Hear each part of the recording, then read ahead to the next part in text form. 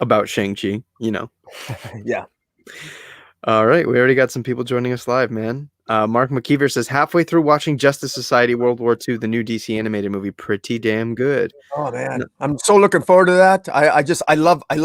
I'm a student of history. I studied actually World War I and World War II history when I got my history degree back in the day.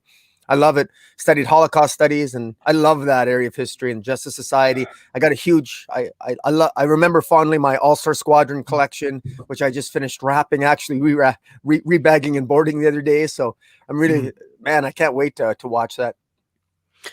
Yeah, I mean, it's happening. I haven't really loved a recent DC animated movie in a while. Also, Well, then you're due. The woman, yeah, I am due. The woman, I know one of the writers of that show wrote like the Robin Future State or whatever, so that's not really very enticing to me. But you know what? Quick shout out to Tim Board, Hawkworld. He must be pretty psyched to see his main man in some sort of representation. So hopefully it's a good one. Yeah, absolutely. Brian Cabra says, I can't wait to see what you have to say here, Trevor. Love your channel. Thank you so much, man. I appreciate it. Thank you for stopping by and for the kind words.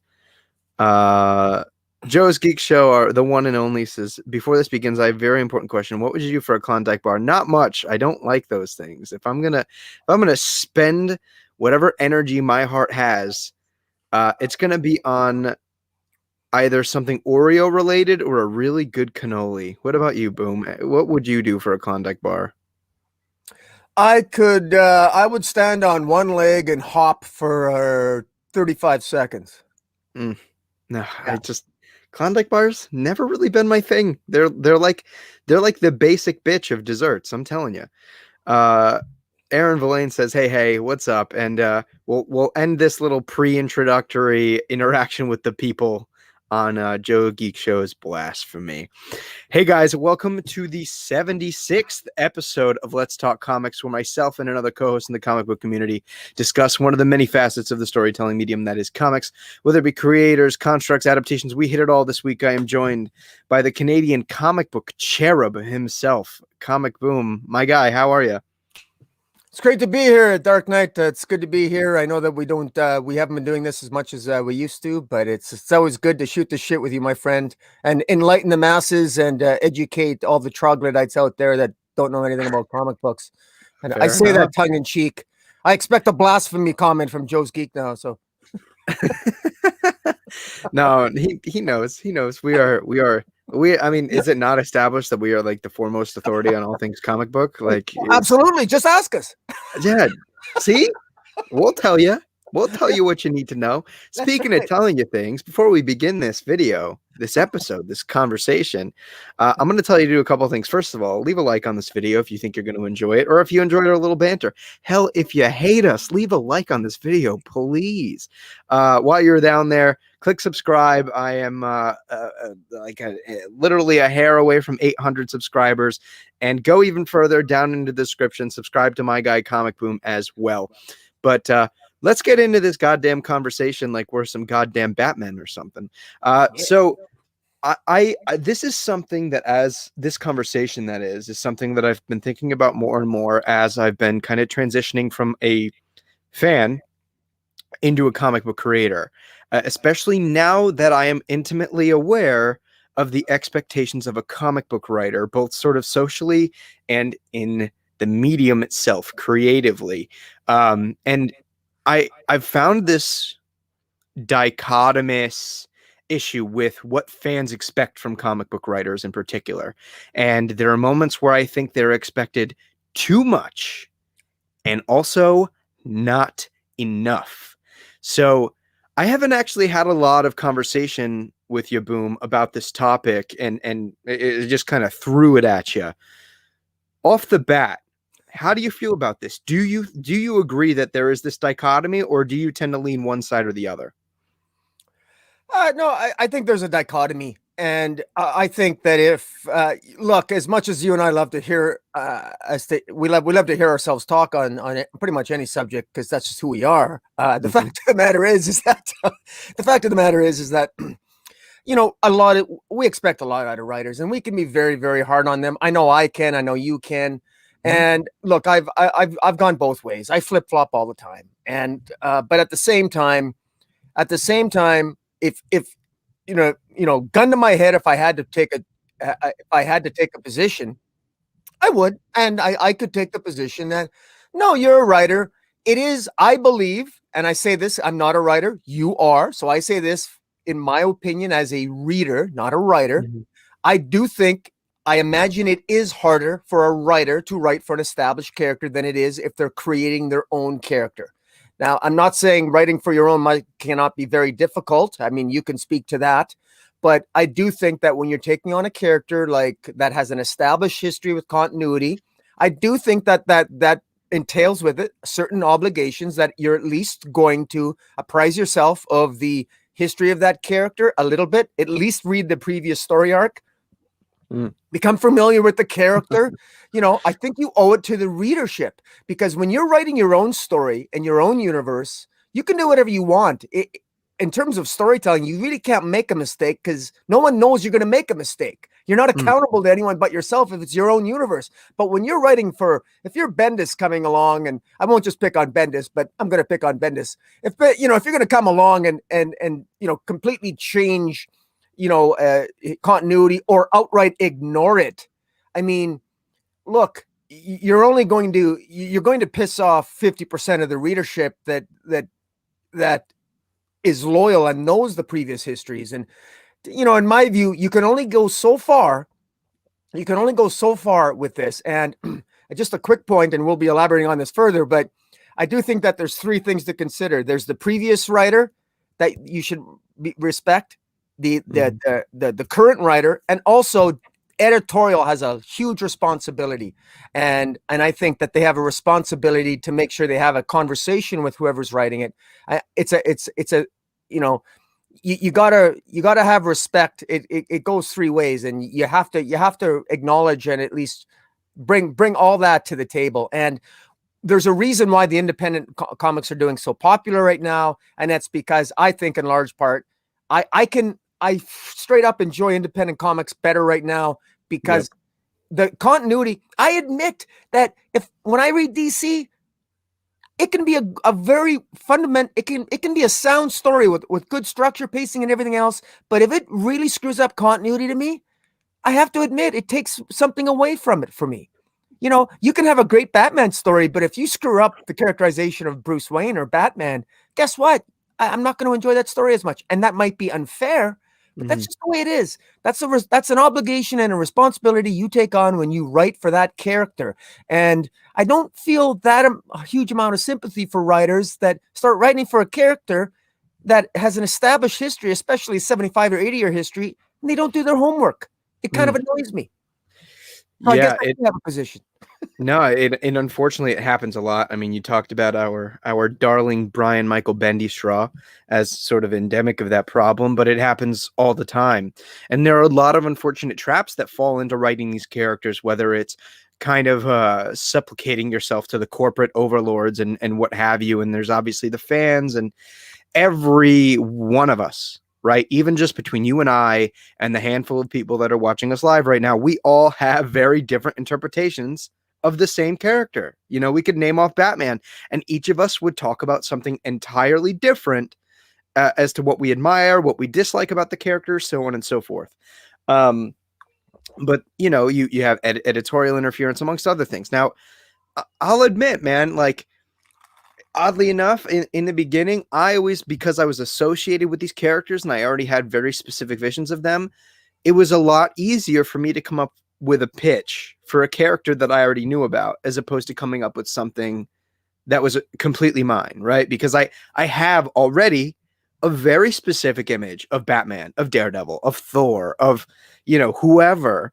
And to be fair, just trying to be as observant about it as possible. Part of it could have just been that at the time I hadn't written anything. So I was constantly faced with this blank page syndrome, this mountain in which coming up with these characters was something I really hadn't done before. So there could be that, there's a little bit of give and take there. But I'm wondering, let's okay, we'll be kind to comic book writers. I think we'll start off with the more harsh criticisms. Let's give this first part of the conversation over to where we think the fans might not be expecting enough of these writers. That way, at the end, we can give them a break and lambast the fans for being jerks to the writers. And I guess I am like both getting I'm getting both positivity and negativity out of this because I'm on both sides of this equation. But boom, what is something that you think most comic book writers are not expected enough of, or what is something that you feel like they need to be more aware of and or perhaps criticized about? Well, I think two big things. I mean, comic book writers are routinely given they're given, I think they're given almost too much leeway sometimes by editorial, and they don't appreciate how lucky they are when they're given that leeway, and they don't appreciate the consequences of, if they get away with something like Bendis did, they don't realize how much damage they can do with a bad idea.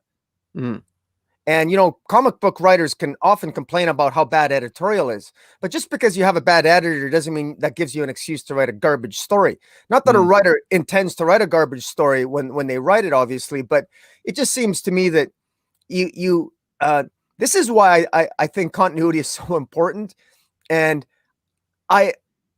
I'm sorry, and I'm just going to double down on this.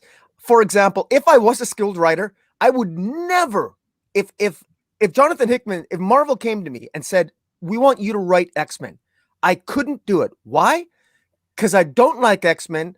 I would argue with anybody about it. I don't respect the characters, the background, the history. I'm the last person that should be writing the X-Men. I don't have an insight as to the characters of Cyclops or Storm. I can name 6 or 7 mutants. That's it. I don't, as if I'm going to sit there, even if I had a great story, I'm not going to sit there and pretend that I know what I'm doing or that I had some vision. Too many writers do that. And we bloody well have a legitimate expectation that if you're a writer and somebody asks you a question in an interview, what's your vision for the character? How many times do we get generic token responses to, like, if honestly, the best example is Wonder Woman. And I say this with great respect to every Wonder Woman writer that's ever existed, yada, yada, yada, blah, blah, blah, placate, whatever. I'm going to dispense with that nonsense and pleasantries for a second. Everyone says the same bloody thing, the same token response. They have this vision about Wonder Woman. Usually at some point they talk about Linda Carter from, TV show from the 70s. They obviously haven't read a Wonder Woman comic in 30 years. And, and they might reference some obscure villain it's nauseating. And again, you have a responsibility. If you're not familiar with the history of the characters, some of these writers, they haven't even Googled the character, because half the time, if you look at your average Wikipedia page, seriously, your average Wikipedia page on any comic book character will give you, at a minimum, the last 5 or 6 storylines that they're in, and they'll summarize it for you. If you can't come up with a story idea after reading that level of detail, I mean, come on. I don't know. I have very short thrift with writers that come on board and just, if you have an Elseworlds tale where it doesn't matter, or if it's a what if story from Marvel, fine. Do what you want. Nobody cares, because the story won't really matter. But, I got to tell you, and just as a final quick comment here, it's a little disturbing for me, a little. I don't know if it's with the DC Omniverse, with their motto of everything matters. You and I have said it before. If everything matters, nothing matters. We're not the only ones who have said that. Many commentators are fearful of the same thing. The jury is still out on DC, but that's the worry, that if everything matters, why are you saying that? Are you afraid that your writers don't have the ability to Wikipedia a character or to read a previous 2 story arcs? What are you saying about quality control in your editorial department? Anyways, I'll be quiet now. No, yeah, you make some very good points, and I actually agree with you. But it wouldn't be Let's Talk Comics if I didn't give you pushback anyways. So I'm going to do it. I will also say, for those of you listening to that, we have had an episode specifically talking about the inception of the DC Omniverse. So when you're done listening to us prattle here, go click the Let's Talk Comics playlist in the description below or on the channel and go watch that episode. It was a fun one, but you don't do that until we're done here. I command it. On that pushback, two things. I agree with you. So let me not say that this is somehow indicative of my opinion, but this is indicative of things that I can somewhat understand. One of which is, if you are a great writer, that does not mean that you are a financially stable writer. And if you are given a high profile job with guaranteed sales, with guaranteed exposure, despite the fact that you may not have any particular passion for a character and you have no money, can you deny the job? Are you want me to answer that, or you? Yeah. What do you do? I mean, if you're because just trying to understand it from somebody else's perspective, I know on my end, for example, my comic book, right? All of that front end investment is me. That's thousands of dollars. You know, I'm just gonna. It's a good question, and my answer is, first of all, if you're, it's not luck that you got the job in the first place. If somebody hires you, Trevor, to write their comic, first of all, I would hope that you have at least a reasonable amount of self-confidence, as I know you do, that you're hired because they think you're capable of being a good writer, and you're the guy for the job, and they think that you can handle it. And as a reader, even if I don't think that you're up to task, the reality is that I know objectively I am wrong. Even though I might not be a fan of Bendis, for example, I know that he's got the background that if he wants to, he can read. And in fact, Bendis did read all these other stories. He did read all these other books. He did his homework. He just ignored what he read when he wrote the stories. But my answer to your question is, look, I think that if you're hired for a job, and there's one thing about hard work. Hard work is a replacement. You can never 100% beat passion, but hard work is a fairly good replacement for it. If you got hard work and you're going to put the time in to do the research and everything else, you can write some kick-ass stories. I mean, we can all give examples, writers in interviews who have said, they didn't know, some of the stories about some of the best Marvel storylines of all time, everything from Thanos to Galactus and everything else. There were some of the times they were throwing shit at a wall, hoping something would stick, and sure as hell something did. And it's just one of those things. I'm sure that Bendis thought that revealing Superman's secret identity to the world was just a peachy idea, but we know how that turned out. Yeah, I don't know, man. I think of it now, for example, if for some odd reason Marvel said, hey, you guy with only one comic book and a fucking really long last name, why don't you write X-Men? Well, I mean, am I going to say no? Like, despite the fact that I like X-Men fine, but no realism. Like, up until now, I've read part of Hickman. I've read Grant Morrison. I've read everybody's favorite Joss Whedon. I have read little bits of Stan Lee's X-Men, and I believe that's pretty much it. As a broke comic book creator looking to make a name for myself, can I really turn down the job? And because of the turnaround time in comics, despite however much research I may want to do on these runs, on these stories, on these characters, odds are if they're pushing me for the job right now, I don't have very much time to both do the research and work on the book. Can I really turn it down? Yeah. You know what I'm saying? Like it's a sticky situation, despite the fact that where I think that argument in and of itself gets shut down a little bit is that 9 out of 10, if somebody is getting invited to write X-Men, they are a name. They're somebody that probably has a secure enough financial situation in the industry where they can probably say yes or no to projects. So there is that. But, it remains to be seen. My second question, because we spent a lot of time on that one, is no matter what, whether somebody's been a longtime fan of the character or not, I still think they're just as liable to misinterpretation, right? You'll find people that have read characters for their entire lifetime and still manage to miss a fundamental aspect of who those characters are, what they want, and what lengths they will go to achieve those things. I mean, I remember, man, there was a stream, I think it was back on your channel, maybe a year ago, 2 years ago, where somebody was like, no, the X-Men isn't about the oppressed. Like, It's not about the disenfranchised and the discriminated against, learn or saving both images of themselves, but also the people that discriminate against them. I looked at that person and was like, I've read X-Men for maybe 2 years, and I can tell you that this is 100% the case. So what happens there, right? You get and you brought up Bendis too. He very clearly did plenty of reading while he was in a hospital bed. Does that have any positive, effect on his Superman? I don't think so. Yeah. Well, again, at the end of the day, despite all our yapping and pontificating, at the end of the day, sometimes, some certain stories are like ideas, and there's that wonderful expression, there's nothing more powerful than an idea whose time has come. Mm-hmm. And sometimes a story, even if it arguably mischaracterizes a key protagonist or antagonist, it can still resonate with fans. And we've seen that, for example, with Elseworld stories and Batman and Superman, that they're so powerful that, like, even the Dark Knight Returns, when you think about it, Frank Miller's Dark Knight Returns was about an older Batman. It was technically out of continuity at the time, really. Nobody really thought about, well, this is just a future Batman, but it was so powerful.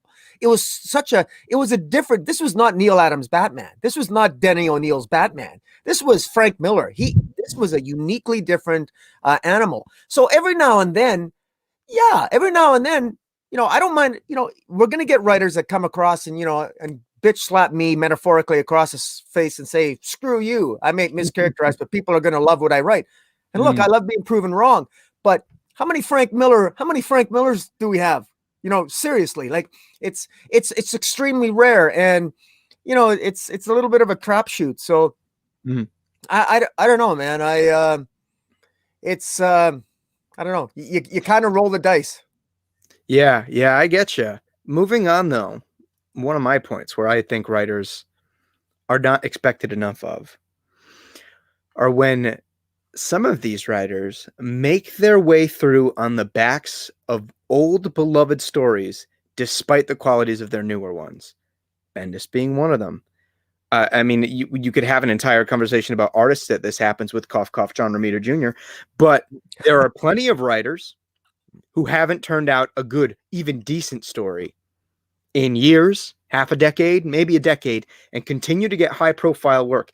And that, as a young, hungry, up-and-coming writer, bothers the absolute piss out of me, especially seeing talented names not only on lower profile books for Big Two, but working out in the indie space, just revolutionizing what we know the medium to be capable of. And these hacks that rely on their old stories get love from not only their peers, but from fans. And it bothers me. And it's one of the things that bother me most, and where I think comic book writers need to be held accountable, no matter how much you might love something that they wrote in the past. It does not give them carte blanche to put up absolute garbage and continue to be given the coveted work, not only financially, but creatively, that other people would kill for.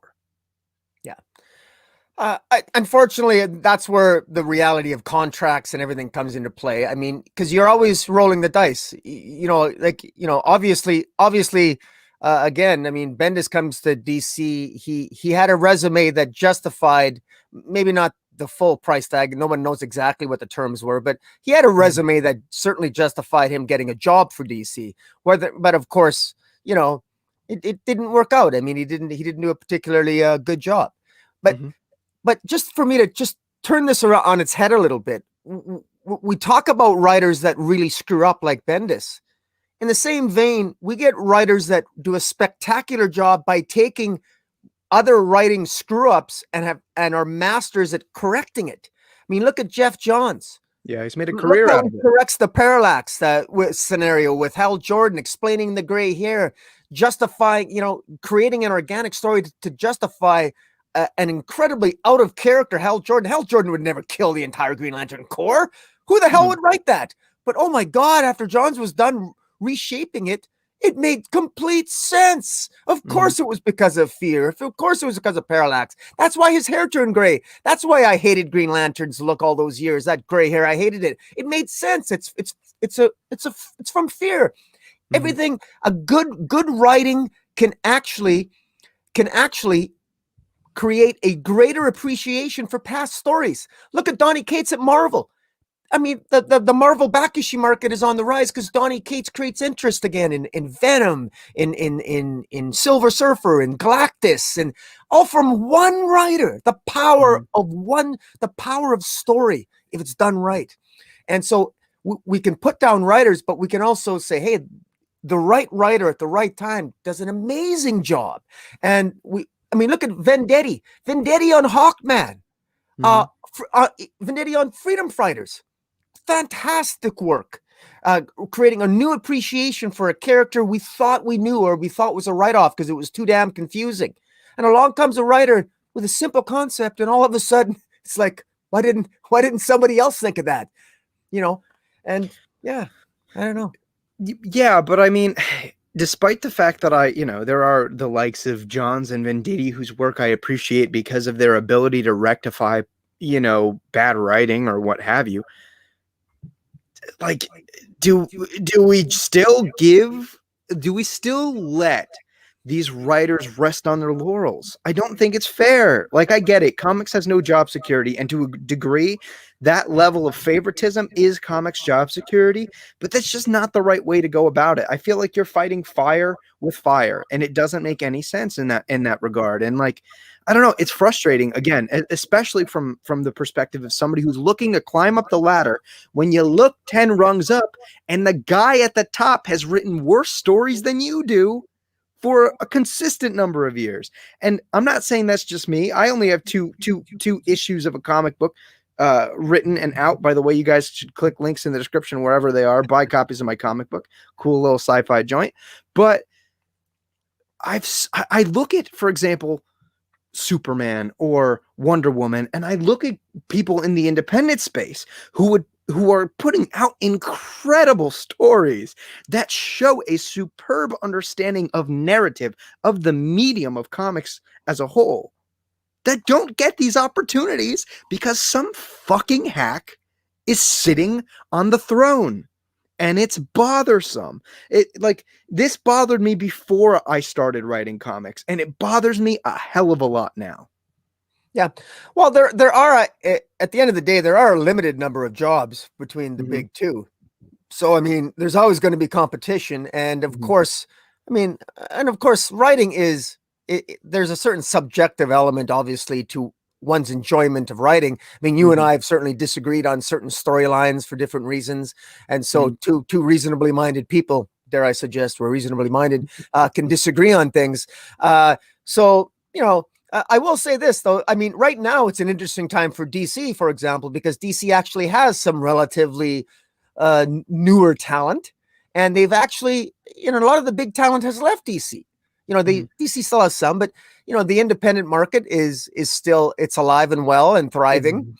Booming. And you, I happen to know that you're not shy in terms of criticizing individuals, writers like Scott Snyder when you're disappointed with their work, or Joshua Williamson, but you're also not shy in giving them high compliments when they come out with something like Noctera, or even Robin #1, which I was, I'm not a Williamson fan, but hey, I eat my words, man. I was impressed. I had fun with it. Good for you. I love being surprised.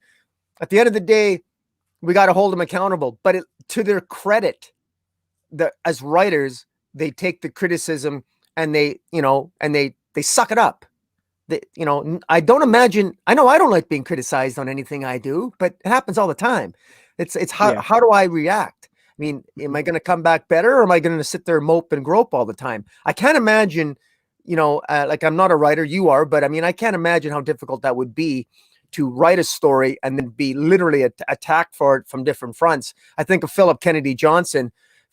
50% of the readership, by my anecdotal reading, doesn't like his Superman, and the other 50% is actually singing its praises. And so following Bendis frankly, that's probably the best outcome that one could expect in a scenario like that, because I mean, I don't envy him at all. I really don't envy him at all. But he chin up, he gives interviews, he's a good guy. He justifies his, you know, might not agree with him, but he justifies his reasoning, and he's giving it his all. Yeah, I mean, not to go too far in PKJ in particular, I like PKJ a lot, and I like some of his work. I mean, it doesn't change the fact that his future state Superman was ass. No, it wasn't ass. It was mediocre. I'm not gonna call it ass. It was mediocre. It was a repackaged. It was a discount version of somebody else's story, right? Like, we've seen it done better a million times. What Superman means to us in more articulate ways. But he tried. You can tell he tried. You can tell there was a lot of love in that story, and I can't hate him for it, despite the fact that I didn't enjoy it. Mark McKeever, the one and only, has a couple interesting questions to pose apropos of the conversation.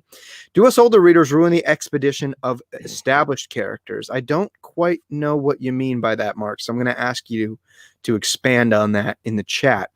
But do writers cater to us or attract young readers? Are us old readers too stubborn to allow the growth of an established character? I think aside from the first question that I don't quite understand, I think all of those things are true. I think you have writers who will cater to a new audience, writers who will try to cater to the old fans, writers who try to suck and blow at the same time, which for all intents and purposes, that's kind of like, I feel like most of the best writers kind of do try to suck and blow at the same time to varying degrees of success. Are us older readers too stubborn to allow the growth of an established character?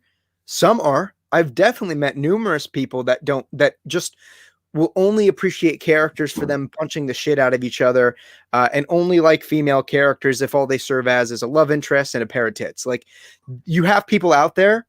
Those aren't my kind of people. I don't like them. I'm kind of settling now into this space where I am becoming a veteran comic book reader. I'm not going to act like I've been reading comics my whole life. I just turned the ripe old age of 24.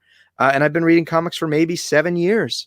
Do I feel like I have better takes on these characters than people who have been reading them for 30, 40, 50 years? Absolutely. Yeah. That's just me. Yeah. Well, first of all, everybody in the chat wish Dark Knight a happy birthday. Happy belated birthday. Thanks, I man. missed it too. But I wish we were in New York City at a Comic-Con right now and drinking beer. That would be fantastic. But maybe in 2022, who knows? We'll have to wait and see. But in any event, thanks, man. To answer that question, I do believe what I think it was Mark McKeever. I think what he was getting at there about the expedition. Do us older readers bring? Do we maybe our expectation to certain characters? I think we do, and I'm gonna defend PKJ, for example, inheriting from Bendis. I think that there's a pattern. Those people that really enjoy Philip Kennedy Johnson's Superman run post Bendis are people that have no idea that John Kent was aged up. I don't think they have a clue that happened, and I don't think they care, even if they did know, because it's not important to them for the story. And in fairness to Philip Kennedy Johnson, it happened. He's honoring the continuity, which is the very thing I want writers to do, and I think he has to honor it in some way and try to make it work. I can disagree if maybe he's trying to make it work, but I respect him for honoring the writer before him and building on it the best way he knows how. And I think he's doing a reasonably good job, even though I have issues with my hang up is still, my hang up's my hang up.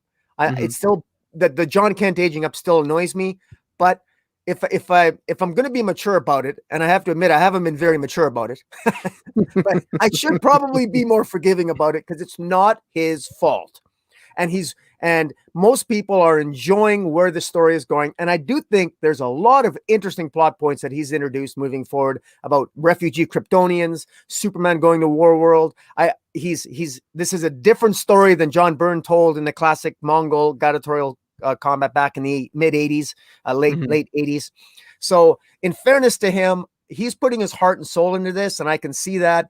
And there's no question that, I try to watch that when Jason and I do our weekly DC reviews. I try to be mindful that, Superman is somebody's first reading experience maybe, and I don't want to, sometimes I think I can be a little bit too hard sometimes, but because, because of continuity, look, I'm going to be much harder on your average writer if I've read Superman comics for 40 years. So yeah, I'm probably having a little bit higher expectation of Superman than Joe Blow, who's coming in off the streets and hasn't read a comic book in 20 years.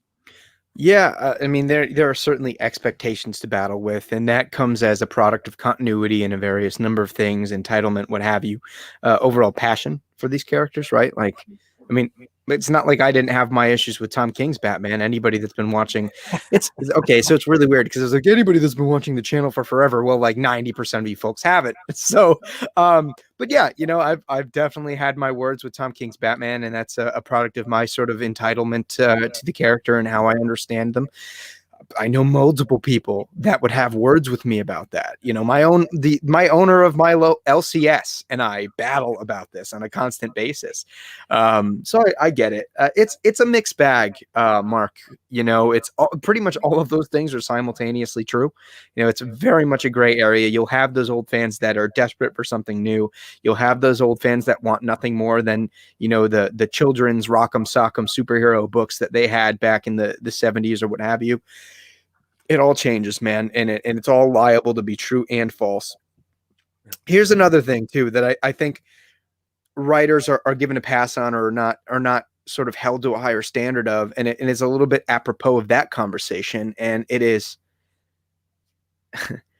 being okay with the same old thing over and over and over again. You constantly encounter those comic book fans that are just like, well, I don't want this unless it's like the exact same fucking thing that George Perez did. Or I don't want this unless it's the exact same thing that Denny O'Neil did on Batman. Well, sir fucking prize, they're not on the book anymore.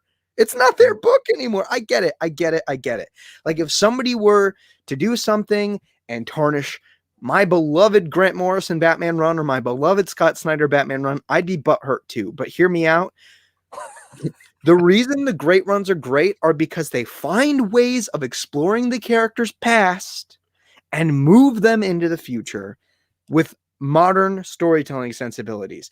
And where I take a lot of problem with that is this old mentality, and it ties into another sort of bullet point I have for this conversation is the it's just comics mentality. First of all, if you have the it's just comics mentality, fuck you. Okay, I'm going to say that right now. Go fuck yourself. Because that's why comics don't expand or aren't considered in the same light as film or prose or television or whatever, because people have that it's just comics mentality. But that all sort of stems back to, again, that class of people that are just like, comic books should just be Batman and Superman punching each other and getting upset. Well, surprise, it's been done. How many more times are you going to do the same story over again? And for how long are you going to continue to be satisfied by that? I don't get it. I really don't. I haven't gotten it before I was a writer. I don't get it now. I don't know. Maybe it's just me. Boom. What do you think? Yeah, well, that's always the problem. But, turning this around to you as a writer and all other writers, suck it up, man. That's your job. I mean, I know that sounds very harsh, but isn't that what writing's supposed to be about? Take the plain and everyday and average. If I give you something that's been done 1,000 times one way, if you can't think of a way to do it different after being after if it's been done the same way for so long, what's the problem then? So do it different. Let me give you an example of what I'm talking about. If I was to tell you before Al Ewing came along, if I was to tell you that I'm going to put a new writer on the Incredible Hulk, and he's just going to rehash all the other incarnations of the Hulk that you've seen before, the Joe Fixit, the Green Hulk, the Gray Hulk, he's going to mix them all together in a hodgepodge. He's going to do nothing new, just all those old ideas that we've already done, and he's going to make a storyline out of it. It would sound pretty shitty and boring. And yet that's exactly what Al Ewing did. But he made the Hulk immortal, and he made all those old Hulk stories relevant and new again. And it makes it feel brand new and a new appreciation for what was done. So that's something where a prime example of, what did Al Ewing do different? He looked at the same stories and he saw another one with potential. And that's the difference. And that's what writers should do. So that's my answer. Yeah, What's but so he hard about wasn't. that? But he wasn't blandly just rehashing and combining, and like he wasn't making a fucking fruit salad out of old stories, man. Like the thing about what Al Ewing did was he took individual qualities, aspects from old stories, and consolidated them into something that not only made sense, but something that congealed into a sense of logic, a story that mattered for the character. And he also made some really interesting thematic commentaries on things that you don't get to see from the Hulk. So I feel like, yeah, maybe like if you pin it down to strict like individual plot points that he might have pulled from other stories, sure, but like it comes to me that sounds a little bit too superficial of a description to the run because of the way he was able to integrate it all and seeing that interplay of all of those old ideas remodernized and recontextualized is part of what made that run so good. I have never read a Hulk run that made me think the way that his Hulk run made me think. Squared up, like not Peter David, no one. So, again, I don't know. I think it's kind of reductive to put it in that way because I think he did a lot more than just taking those old ideas. And that's what makes Al Ewing so special and that run so special is that he was able to embrace the character's history and continuity and bring it into the future. Sure. That's what makes He it looked great. at the history, and where most people would see coal, he saw diamonds. Right. And he went to town. And so, I mean, I still stand by my point. I think we're just sort of like arguing in a circle at this point on the issue. But the point is that he did a really good job. He was up to the task. And whether he's recycling old ideas, I mean, I say there's no difference between. It's sort of like that example when you're building a ship. If I was to give you a brand new ship made out of wood, and you slowly replace that ship with one plank of wood, one plank at a time, eventually you'd have a brand new ship. But at no point to the people standing on that ship would they realize at the end that they're standing on a brand new ship. It's so to them, it's still the same one, and yet it might be a very, very different materials might have replaced the old ones. And I do think there's something to be said about reinterpreting stories that you thought you knew. Just like that old movie tagline, you think you know this character, right? But you really don't. That takes talent, and some are up to task to do that, and some aren't. Yeah, I get it. Yeah, no, I think it was just kind of it came down to a little bit of a battle of semantics. But I definitely want to get your comment too on that second point that I kind of wove in there, in that you have some of these writers that go into this with the it's just comics mentality and will write down to the lowest common denominator, have the sort of low-hanging fruit of ideas because it's just comics and they want their good ideas or their good prose or their good writing to go towards film or television or whatever. How do you feel about that? Because I mean, first of all, as a fan, I feel like I get shortchanged when people think that way. As an aspiring writer, I look at you and I'm like, get the fuck out of the hot seat because I want it. Because I'm actually going to write stories that I care about because it's comics. It's not just comics. It's fucking comics. And comics can do a lot. But before I go on a tirade again, man, what do you think about it? Well, I agree with you. I mean, I don't know. I question the IQ level of anybody that would say that. I mean, how many more examples does one need? The highest box office movies of all time are comic book related. Some of the greatest, some of the greatest philosophical discussions have arisen from comic book adaptations, comic book graphic novels. I mean, of course, we're always going to have people like Bill Maher, who's never read a comic book in his life, that will say comic books are for kids, which hasn't been the case. Frankly, it wasn't even the case. It wasn't even the case in the 1940s, for that matter, let alone at any point in history, if you really want to get technical.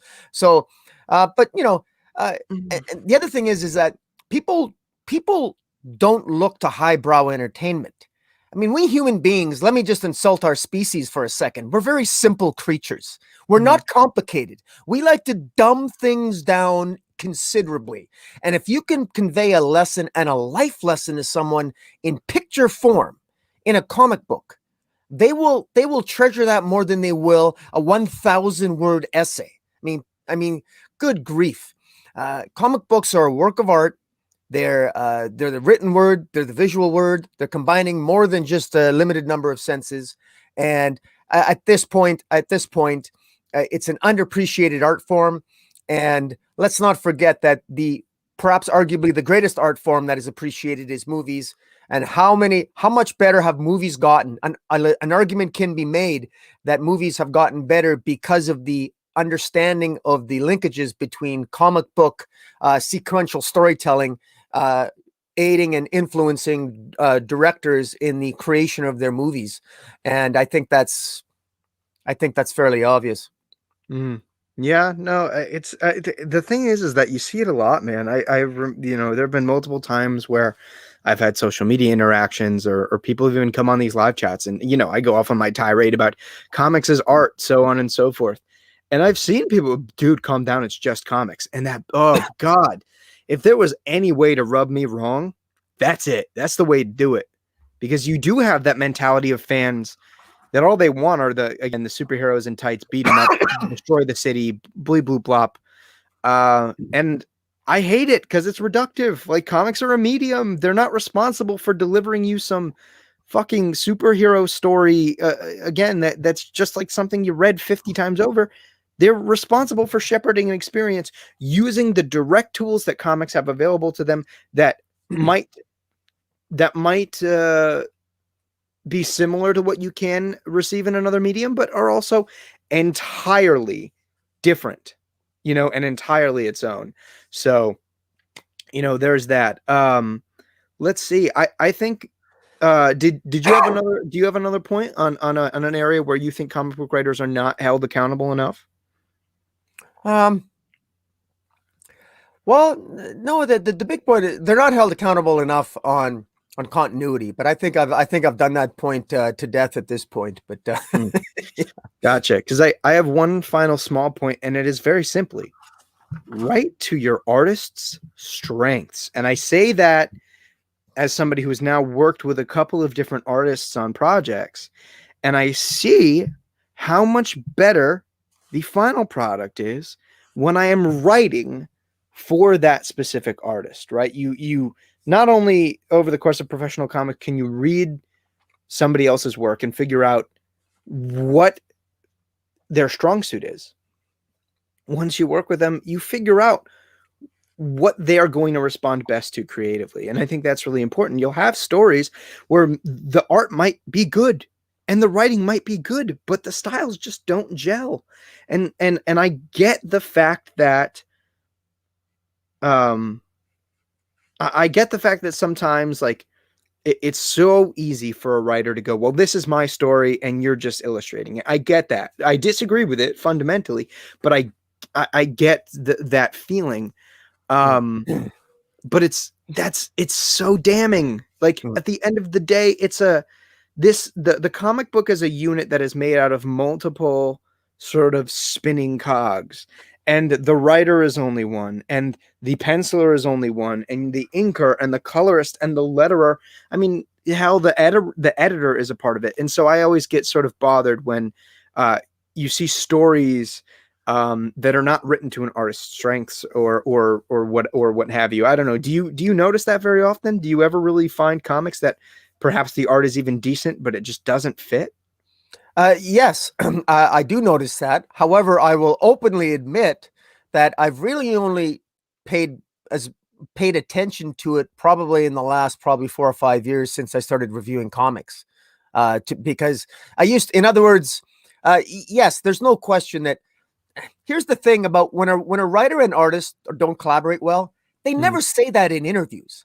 I mean, it's extremely rare that you ever hear a writer when they're promoting their comic book say, "Yeah, my story is actually would have been much better had my artist not shit the bed or when he drew the cover and on page 3 here, this is what it was supposed to happen, but then he drew this and that, and I don't know what the hell he drew there." But you just never hear them put each other down like that. Yet there are clearly examples where, I mean, we see it all the time, where you hear a writer talk about their work, about what went into it, and they're so passionate, and then you read the comic and none of that's in the comic, and there's hints of it, but it's from the art.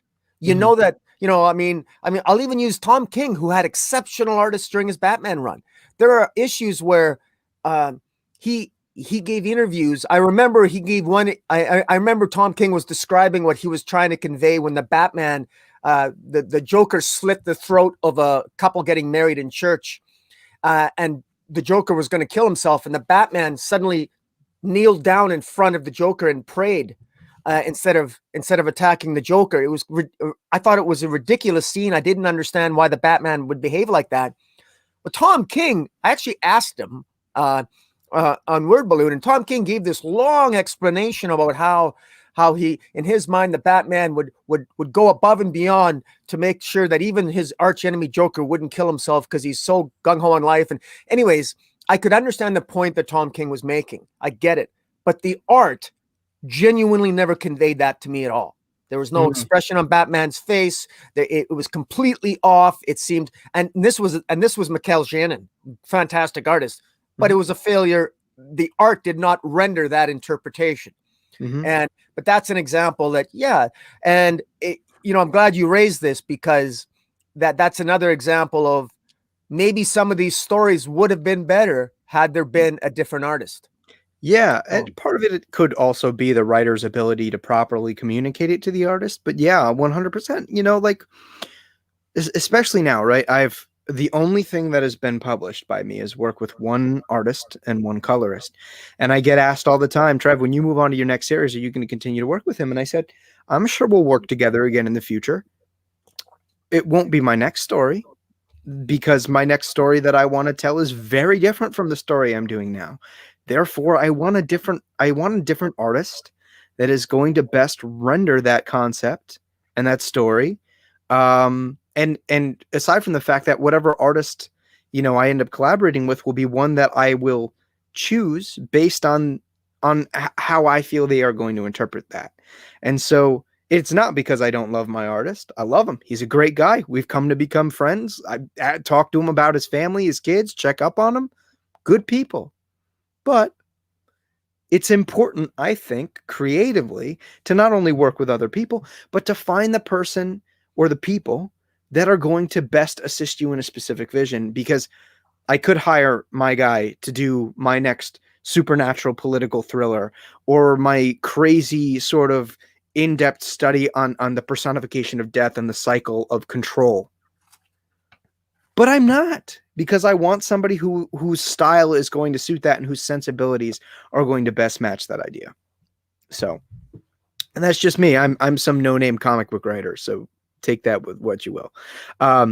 Let's move on into the other category, where and give these writers a little bit of slack, because we definitely beat them up a little bit, myself included, I suppose. But in what situations, Boom, do we expect way too much of a comic book writer? Well, I know sometimes my expectations is I want, I often forget one of the primary purposes of superhero storytelling. In the superhero genre, I routinely forget, because I'm an older, I think it's because I'm an older reader, but I want character based. I want the plot to move based on character. I want the characters to move the plot. And I know that that's a cliche in a sense, but it really isn't. The difference between a character based plot and a plot moving plot is fairly obvious. Death Metal was all about plot. The characters went where the plot needed them to go, right? And it just really didn't really work for me. But like I often find that with superhero storytelling, they always have to have, every superhero comic has to have at least 4 or 5 pages of action. It's almost required. It's an editorial mandate. They need action in it, and they got to have a certain amount. And so often I often find that I think writers are often forced to make an action scene when one isn't really justified. Like, for example, like, I'll even defend Bendis. Like, even there has to be a scene where Superman confronts Black Adam, even though really Superman is never going to just openly attack somebody, and then they realize they made a mistake and then shake hands and make up. Sort of like the classic team up. Have the two heroes suddenly act out of character and beat the hell out of each other and then shake hands and make up and apologize. That was a trope and cliche, but there's still variations of that all the time. And I don't think that's the writer's fault. I think the writers almost have to do that because they're in superheroes books. I'm pretty sure editorially, they want to make sure in Superman there's got to be somebody's got to hit somebody at least once in every comic book. It has to happen at least once, and I do think that the genre itself, I think would. I sympathize with writers because I think some stories would benefit. I personally would not have a problem with some stories having no action at all. If some stories, I don't mind talking heads if it serves a purpose. Mm-hmm. And it's not all just bad dialogue. In fact, I think Bendis's early work, I think Bendis changed the medium a little bit in his early work. That was really good in his early Daredevil work and what have you. And unfortunately, he just went a little bit too far, and now it's almost a psychological condition. But in any event, that would be my one. I do feel sorry for writers. I do think sometimes they have to maybe change their course of their story a bit and course correct a bit because they're forced to maybe put some action in and do things because they have to fit a particular expectation by the genre itself. But I think that's almost self-imposed to a degree. I don't know. I mean, I give you a little bit of pushback there. I mean, no, actually, no, I take that back. I do agree with you. That is 100% sort of a fan's expectation that you need to do this. I agree. I'm going to walk that back for a second. I did have something else and I just kind of lost it. I heard some weird noise outside and goes to shit. I swear to God, if there's like a level just below ADD, it's me. There's just my name right there. Okay, it's because you're 24 now. It's all downhill from here, my friend. Oh man, as if I wasn't already dreading my entering my mid-20s. Jesus Christ. What did I had something. The comment about character-driven narrative as opposed to plot-driven narrative, and I generally agree. My sensibilities tend to lean towards character-driven narrative. It's the way that I write, but I still think plot-driven narrative can be very interesting. When you look at something like death metal, it doesn't fail because it's a plot-driven narrative. It fails because it's a bad plot-driven narrative. If handled better, I think that story could have been great. And sure, we might not have felt the same sort of gut punch that we felt in something like, and just to use his writing and give Snyder a backhanded compliment, we're not going to enjoy it as much as we like something like Witches. That was character-driven, but it was also a really great character-driven narrative. So yes, well, I do tend to agree with you. My sensibilities tend to lean towards the character-driven narrative. I don't think a plot-driven narrative is necessarily a bad thing if it's done well. Yeah, no. But yeah, there's that. A spot where I think there are far too many expectations on the comic book writer is that there are a lot of readers that expect this neat little package where the good guy wins, obvious moral victory. And I give you a little bit of pushback on this because you might still be harping about it now, but we don't talk as much. Where you were like, I need hope. I just want hope. That's it. Give it to me now, or I'm going to kick your child. Like that's it.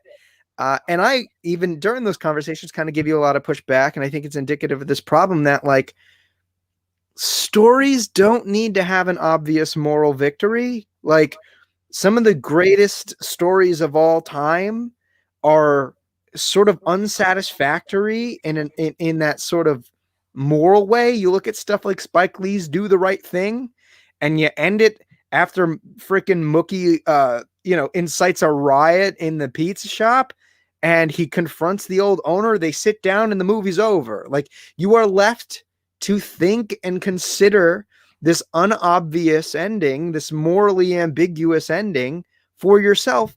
And Spike Lee, to his credit, stokes the flames even more by citing quotes from both Martin Luther King Jr. and Malcolm X in the credits just following it to just lead you away from the obvious even more. So I always have a problem when the argument is that the good guy wins, this, that, the other thing, it should be this. And to me, at the end of the day, the story should shepherd an experience that is the only responsibility truly that the writer has, and it does not need to be clear cut. I don't know. How do you feel about it? Well, I don't disagree with you on that, and I will admit, in fact, I remember joking with Jace recently, where I admitted, I actually acknowledged that at times we sound like the Marsha on the Brady Bunch, or what a Marsha, hope, hope, hope, hope. I mean, it's like, give it a rest already. I mean, and I specifically said that because I was making the point that we don't need all rainbows and sunshine all the time. That's not what I was saying. But I will say though, and maybe this is what I could have said before, that not only do I think writers need to focus on, have a little bit more knowledge of continuity, a little bit more effort there, but there is a propensity, I think, that I think it's easier to write a darker story because I think it's because we can all relate to it. Maybe it's because we as a human species, we're more prone to, we're always battling our own inner demons we all have our battles and we all have our doubts and fears, and it's easier to relate to that because all of us are imperfect beings and we all struggle with our own, lives and ups and downs and what have you. And so I realize that that's natural. However, I will also say that to me, that's part of the challenge is that if I think that doesn't, just because comic books are soap opera medium, in my view, it is rather interesting that in the past stories did end. They can still end on a hopeful note. Readers will come back if the story ends happy and on a hopeful note. I'm going to come back for the next chapter. But when there's this propensity, I find that every chapter, even when a story ends, there's always a 2-page epilogue where there has to be some dark and gloomy preparation for the next major threat that's going to be in the next issue. I mean, I actually don't need that. I mean, again, I don't mind it. I get it. It's soap opera storytelling. I'm just saying that sometimes you don't need to take away from a good ending by teasing the next issue. You don't have that. I get it. It's classic. It's cliffhanger. It's soap opera storytelling. But I do think that is a little bit overdone. I do think some writers, if they're so damn good, why are they so damn paranoid? It's like they've only hired me for this 6-issue story arc, so I gotta end the 6 issues on a cliffhanger. Otherwise, they won't hire me for another 6 issues. And sometimes I get cynical like that, and I think that's why they do that. But anyway, well, part of it's a lot of it is definitely that sales aspect. Another part of it is just the fact that comic books are a serialized medium. So, especially when you're writing something for another company, when you're writing an intellectual property that you don't own. Part of it could be mandated. I know a lot of the times they will try to shoehorn in something at the end of a run so that somebody is interested enough to pick up the next one, right? I mean, you see, drop off is huge, right? There will be times when one name leaves a book, somebody else picks it up, sales numbers down the toilet because of the different names. So, I can see why you'd be frustrated, but I can also see sometimes why there might need to be a little bit of an undermining of that sense of security that you might get at the end of the story, where everything might kind of resolve the way you want them.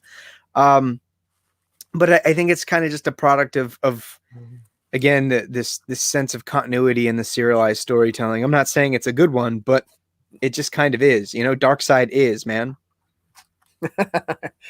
yeah.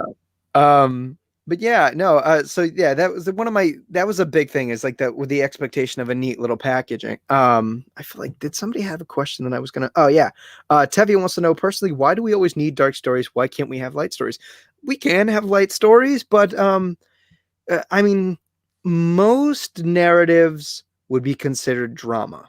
And in order for drama to happen, there needs to be an obstacle. And obstacles are not always pleasant. In fact, I would argue that 90% of the time, obstacles are not pleasant. That's why they're obstacles. They're in your way. So, there needs to be something challenging. And I think a part of that, just looking at it from my perspective now, writing, is that when I'm writing a story, it's usually me looking to try to work out something that I'm dealing with conceptually and blow it up into fiction, right? Into something that's so crazy and entertaining, that will get somebody else's eyes on this, so that I can kind of work this out with the reader, right? Like, that's kind of, it's therapy, right? Like, you're paying me for therapy. That's what I do.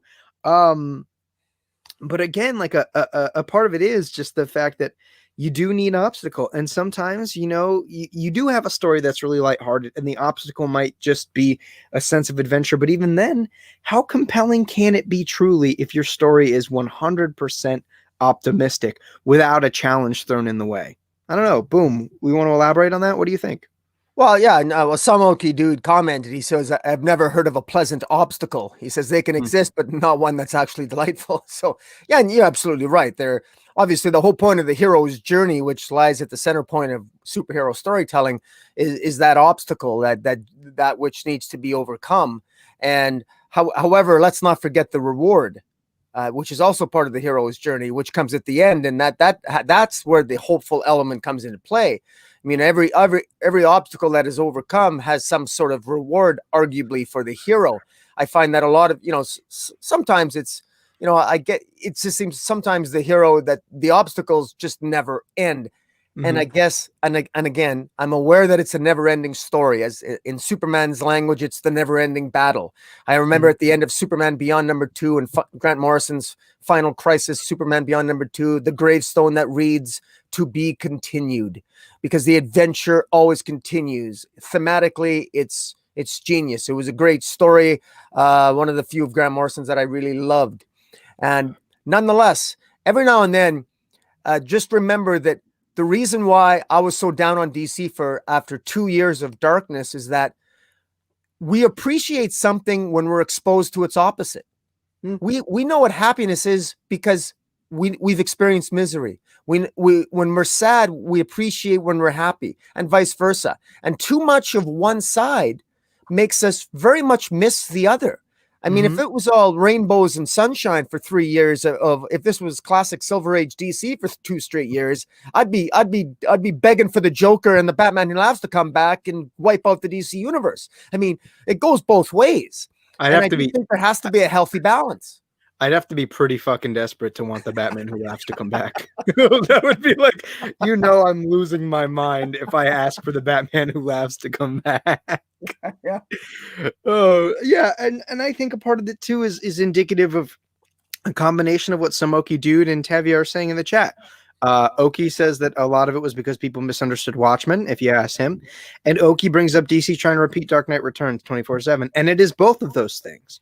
With the popularity and critical success of Watchmen and Dark Knight Returns, comics were obsessed with not only trying to recreate it, but copy it in these really sort of diminishing returns. I mean, that's how you get all thanks be to the Image Comics gods, because Image is just putting out incredible books right now and has been for a while. Early Image fucking sucks. Like, it was them taking their ripoffs of the Marvel characters that they were coming from, combining it with their misunderstood sensibilities from Dark Knight Returns and Watchmen, and boom, you get Spawn. Boom, you get that stupid Jim Valentino thing that just breaks people's backs as if we're in like Batman Nightfall, but for forever and a half. Like, yeah, that's the unfortunate thing, man. I think we're still seeing a little bit of that reverberating in modern comics, is that desperate attempt to recreate that deconstructive sort of more dark narrative. But thankfully, I think we're starting to see that change a little bit. I don't know. Boom. Do you think we are a little bit closer to that than I might be leading on? Closer to what specifically? Like, do you think we are still kind of in the thick of comics trying to recreate Watchmen and The Dark Knight Returns? Or do you think we're sort of on the outskirts where we still see it, right? We still see the reverberation of that sensibility, but maybe we're charting a new path now? It's hard to say. I actually I actually think that Marvel has the right. I would say I think DC doesn't know what the hell it's doing. It's directionless, and I think Marvel has a plan. Marvel, I think Marvel actually has I've always felt that Marvel just has a healthier outlook. They're more well-rounded than at least in their movies and their pop culture, than DC is. DC tends to be now a little bit more, at least in the last few years, they seem to be so dark, and they're trying to. DC used to be lighter. It used to be more hopeful. It used to be a little bit more fantastical. DC is in an identity crisis right now. DC is adjusting, and they're still trying. And I think it was somebody in the chat talked about the Dark Knight Returns, about how DC is still trying to recapture the magic, and they're continuing the Dark Knight Returns sort of idea of always trying to reinterpret darkness. Trying to be the next profound interpretation of a character that's going to change the medium. I mean, look, a Watchman comes around once in a generation, and shame on DC that it's still their number one selling graphic novel. It's been over 30 years. Come up with a new idea already. Enough is enough. I mean, is it the fault of writers? Is it the fault of the readership that Watchmen is so profound that we keep buying it all the time? Or is it maybe that we just haven't gotten any better stories? I'm going to suggest it's because we're not getting better stories. I think it's endemic of two things. I mean, one, like, Watchmen is just like the greatest thing ever. Like, it just is. Watchmen is, period.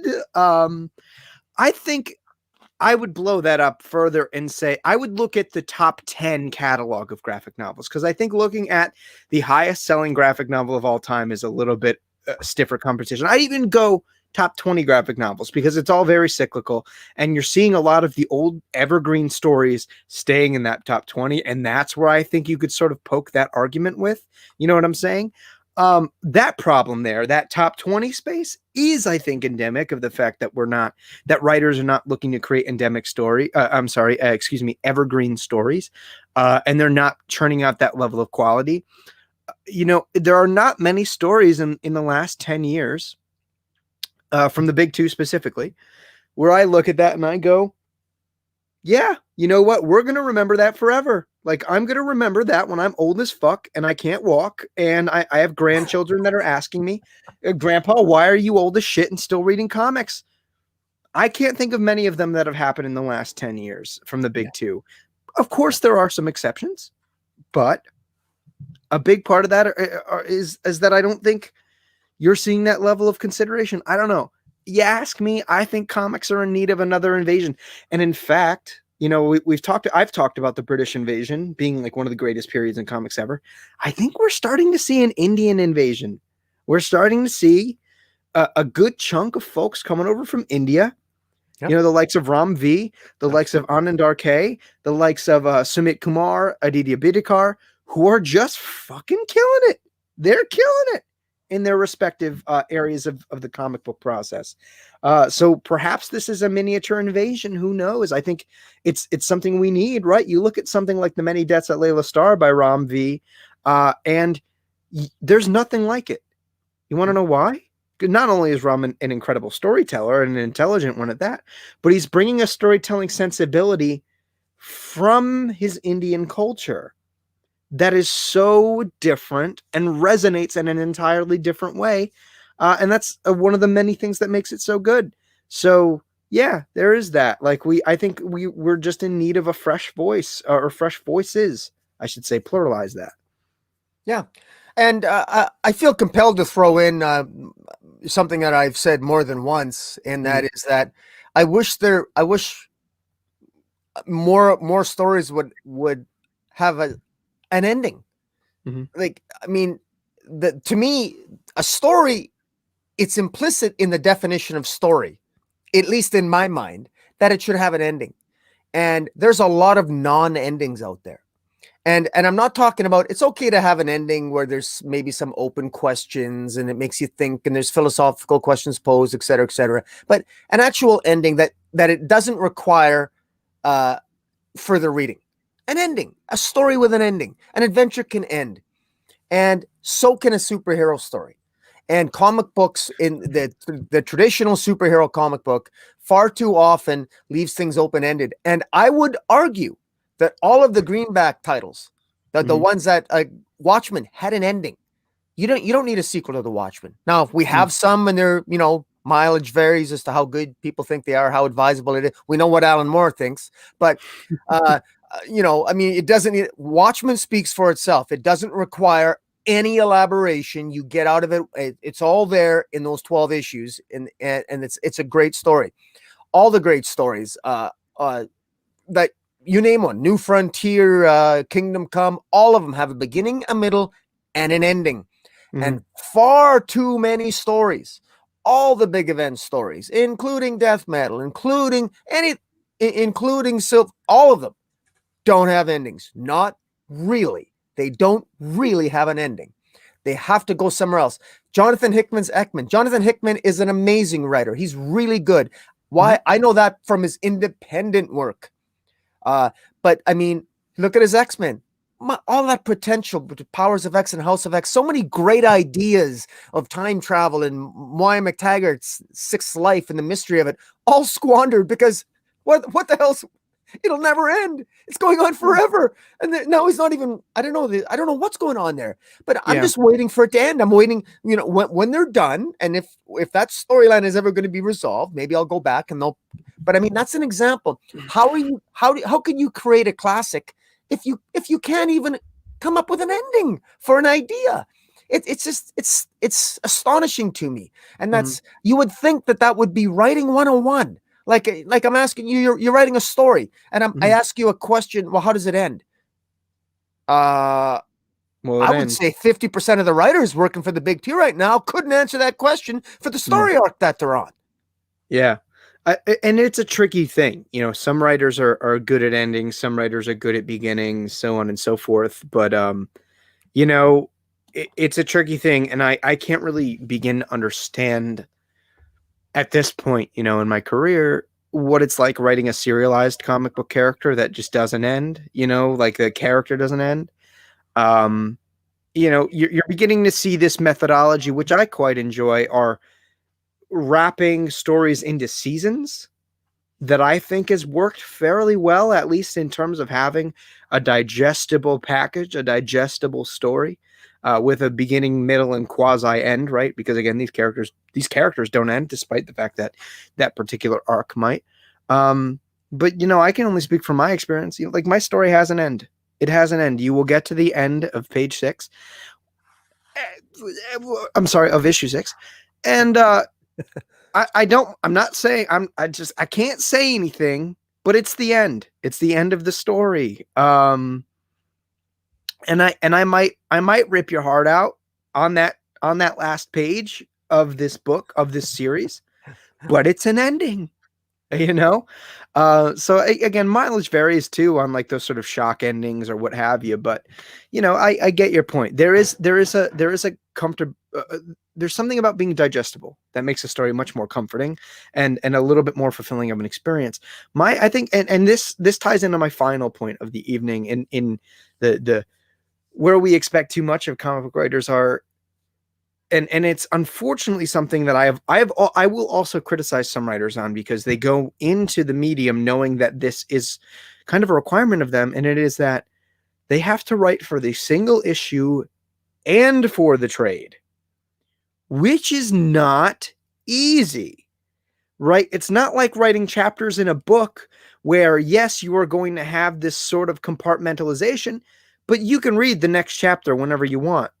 You got to wait a month before the next chapter in comics, right? So there needs to be an ending of the issue or a flow of an issue that fulfills a sort of beginning, middle, and end without truly ending, right? Like it has to keep you going. It has to keep you wanting to buy more. And it's hard. It's tough. And I don't necessarily know if this is a fan requirement. It's more of a requirement of the medium. You'll have some writers that will cater to one or the other, right? The issue as opposed to the graphic novel. But I think most great writers will desperately try to cater to both. I know, in my attempts to do this, it is constantly on the brain, right? How is the flow of this issue going? How is it contributing to the overall 6 issues? Where does this stand in terms of positioning to the rest of this story incrementally? It's a lot. It's a lot to consider. And you look at something, for example, I have it right here. Gideon Falls, one of my favorite comic book series of the last couple of years. And if I didn't trust Jeff Lemire as a writer before reading that book issue by issue, I might not have continued buying it because it's a slow burn, especially that first arc. It's a very slow burn. Now, it's a really good slow burn, but it's a slow burn. And, you know, at this point in his career, Jeff Lemire has earned trust from a lot of people, myself included. But if he were a newer writer, I might not have given Gideon Falls that extended chance. What do you think, Boom? No, it's true. Absolutely true. And you know, for what it's worth, I never gave Jeff Lemire a further chance. I read I read the first 3 issues of Gideon Falls and I stopped. And and you know, certainly hearing it from someone like you, whose opinion I respect, if you're telling me it's good at some point, I probably will read. Fucking really You know, good, dude. you know what I mean? Read it. It's really good. Read it. No, fair enough. But my and this might be a point that maybe my expectations. I mean, I'll be blunt. I expect writers to be able to figure that out. Like, honestly, I mean, if you're a writer and you're not writing for the big two, if you haven't figured out how to structure your storytelling thinking in order to fit your story into whatever arcs you need to in order to match 6 issues of 22 pages or 20 pages, that's on you. Then then go to a different occupation. Like I that might sound harsh, but like to me that's like, you know, I mean, that's like hiring a mechanic to fix your car, and the mechanic says, well, I've never, you know, I've never changed oil before. Well, really? I mean, why am I here? Why are you working here if you've never done that before? So I'll certainly acknowledge it's difficult. It's very difficult for me because I'm not a writer. But if I'm buying a comic book, I think I have a legitimate expectation. I mean, I have a legitimate expectation that this is going to have a certain level of competence. And it's been mentioned in the chat more than once about, you know, we haven't talked about editorial, and, you know, we don't have time to go into that bag of weeds. But I mean, editorial is, I think that's the sort of the unwritten force here that I think has a great deal of power. And you get an incompetent editorial team, then they can make an already problematic situation considerably worse. Yeah. And I think there are a lot of different confounds as to, you know, the sort of pacing of a story, because sometimes slow, I mean, for example, Gideon Falls, right? Like at this point, I think it might not have been the worst choice for Jeff Lemire to acknowledge the fact that he has an almost religious reader base that will come back because they trust Jeff Lemire, and will enjoy the story all the better because he took the time to make certain developments so that by the point where he is ready to literally grab you by the balls and start sprinting, he's got you, right? Like, and you are going to be immensely affected by it because of all this setup and all of this tone, right? He is something like Gideon Falls, without spoiling anything, he is piling tone on tone on tone to the point where the tone begins to subvert and almost split genre. Like he's doing a lot of really interesting things in the book. And looking back on it, you know, those earlier arcs, part of what made it so impactful was the way he started building it, and because of that slowness, right? And even I've said certain things about the way that I started issue 1, you know, with such of my book, right? With such minimal plot. I gave you breadcrumbs, but you knew the character, you knew a little bit of his psychology, a little bit about why he is the way he is, where he is, and you get a sense of why he is hurt, right? And how we're going to sort of rip that wound wide open, so that by the time we get to issue 2, which you've read, right? I think you read issue 2. Yeah, I don't remember what I read. That was a while ago. I just remember I got the first 3 issues and I stopped reading. I stopped getting it after 3 issues. No. I was talking about Helix Project, man. Oh, sorry. Oh yeah. Well, of course I've read issue 2. Yes. Yeah, and so point being is, right, and without spoiling anything, because pretty much not really anyone else has read it, but some of those moments in issue 2 you wouldn't have felt the way that you did if I didn't spend the time to do what I did in issue 1, just putting it most blatantly, right? Like that's the number one thing that I've gotten, or that some of the people that were like, not enough plot issue 1, when they get to issue 2, they're like, you know what? Okay. I'm kind of glad you did what you did. Yeah. No, You no, know? I hear you. It's prep work, and some of this is readership responsibility too. I mean, certainly I can be. It all depends on my mood as a reader. Sometimes some days I have more patience for a comic than other days, right? Yeah. It depends. I remember at different parts of my life. It's so funny, the types of comics that I enjoyed reading at different ages in my life. I went through my plot stage and plot driven stage, my dark stage. I went through my vigilante stage where I loved Punisher. I went through a stage where I hated that and I hated Wolverine, and I wanted more. I went through a stage where I was more into the bombshells and the female characters, and we all go through different stages in our reading life as well. So yeah, it's all good. It's a hodgepodge thing. We're all waiting for that perfect combination of reader to writer. Yeah, absolutely. And again, part of it is just like a certain level of trust that a writer has earned from his audience. There was a time, I have been betrayed by this, I will admit. There was a time where I trusted Scott Snyder to do anything, and I would pick up anything no matter what the pitch was. Now, I was disappointed, folks at home, but he earned it. And I won't regret the amount of trust that I gave him because he earned it. And there's a certain level of that goes into consideration. And again, why I think, for example, Gideon Falls is so damn good, is it was a slow burn, and perhaps I could see why somebody might not continue reading it because it was so slow. But because of everything that he does in the slowness of it all, once he gets to the point where he is going to run with you, you're going to fucking run. And by the end, you're going to be exhausted in the best way possible because he's just got you by the balls. But it's good. Yeah. There's a lot that this conversation can kind of circumvent, but I think we had a lot of really interesting points tonight, and why I wanted to make this very much a double-sided conversation in multiple ways. One, discussing the sort of where we expect too much of these writers, where we don't expect enough, because I think both of them are equally relevant. But I thought particularly like our perspectives are interesting because you're a longtime comic book fan. I'm a comic book fan, but burgeoning comic book writer. So obviously we're going to kind of be coming at this from different angles.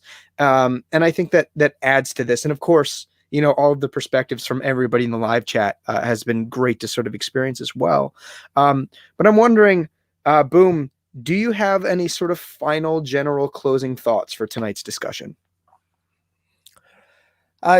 Just that comic books are awesome, and they're also cyclical, and without question, I have no matter whether I'm feeling good or bad at any particular time, comic books are the same way. If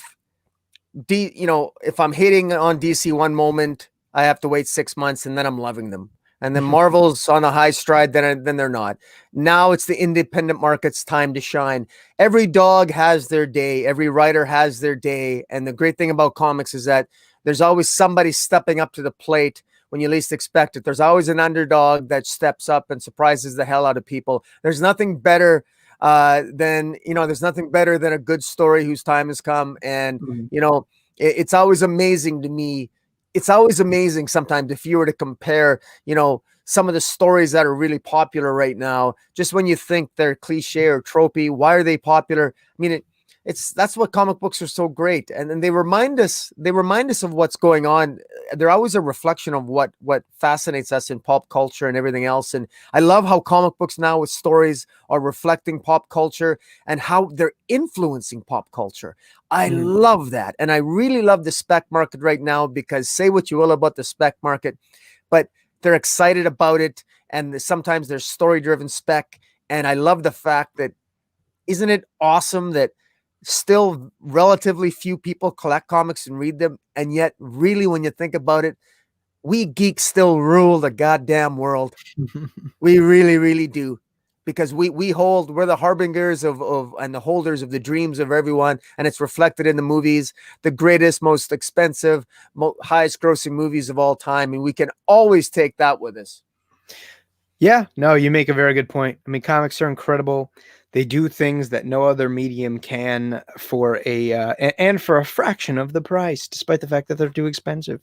Exactly But right. yes, there's something special about comic books. They are this conglomerate of narrative, written storytelling and visual storytelling, in a way that is so unique. And there's a reason why, a lot of us go into writing comic books because we love it, because we know we're going to be broke. We know we're going to be broke, baby. Listen, I left a career studying in a lab with fucking Yale, man, like to write comic books. So if that tells you anything, there's a lot to be passionate about, and there's a lot of potential to the medium. And I think it's equally why you'll have, me and Boom, for example, get really frustrated at some of these publishers sometimes, because we know that they're capable of more. We know that they have the ability to chaperone an experience through comics that is unparalleled. And on that, Boom, 2 asks as you won. I'm gonna have you let the folks know at home where they can find you. But before that, just for the goodness, what's one book on the stands right now that everybody should be reading? Oh boy. Man. Well, I do like the you reviewed it too, I think. The Many Deaths of Layla Starr is Very good. I'm really enjoying that. Uh Donny Cates crossover. It's really good. Issue Mm. 6. I don't want to read it. Pardon, I don't want to read it. I don't want to spoil it, I mean. But let's just say that issue 6, that if you guys enjoy Invincible, you might want to, there's one little hint, and I'm not saying Invincible's in here, but if you've ever a fan of Invincible, boy, was there a surprise cliffhanger at the end of this sucker. It's worth picking up. And and finally, I love Batman and Superman. Gene Luen Yang is hitting it out of the park with Ivan Reis on Batman Superman. Really creative storytelling, really good job. Jason and I are both loving that in our weekly review. And let me see. There's one other ones that I was picking up. Oh, I gotta say, Keanu Reeves, man, Berserker. I know it's all a bunch of hype and everything, but this story is actually good. It's actually entertaining as hell. I mean, I can't believe it. Cliche tropes, the whole 9 yards, but entertaining and fun. All right. Well, fair enough. On that, where can the people at home find you, and what do they have to look forward to from you? Everybody knows, I think, where I'm at this point, who's watching, but obviously, I'm at Comic Boom ! On YouTube, and you can follow me on Twitter at Metropolis40. Link in the description, folks. I'm going to be doing. It took me 2.5 weeks to put together, but I'm doing. I came up with a top 50. My top. When I turned 50 2 years ago, I'm 52 years old. It's taken me a long time, but I got my top 50 at 50. But I guess it's my top 50 at 52. But anyways, it's my top 50 most sentimental comics, and I'm putting it together, and I got 10 runners up, and it's probably going to take me 5 or 6 videos to do it all, and it's going to be telling a lot of stories. So I might bore some people to death, but my favorite stories in comic books of all time, and some of them some people might never have heard of, and why those stories mean so much to me. And so it's kind of going to be a labor of love, and I hope it entertains some people, and some people give it a watch. But I'll have a series of those videos coming out in the next month.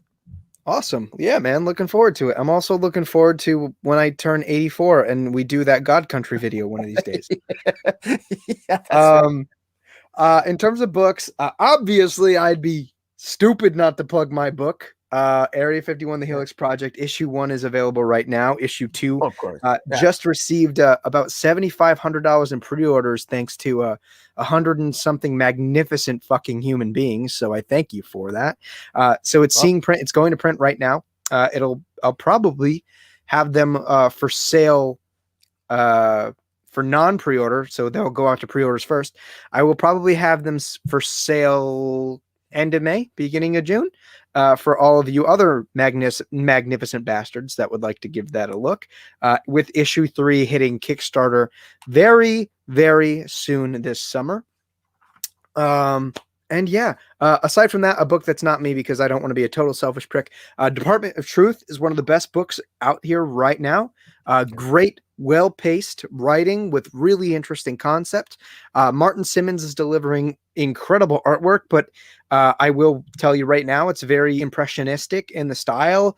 So, you know, if you like super, super tight anatomic artwork, it might not be for you, but I love it. I love the story.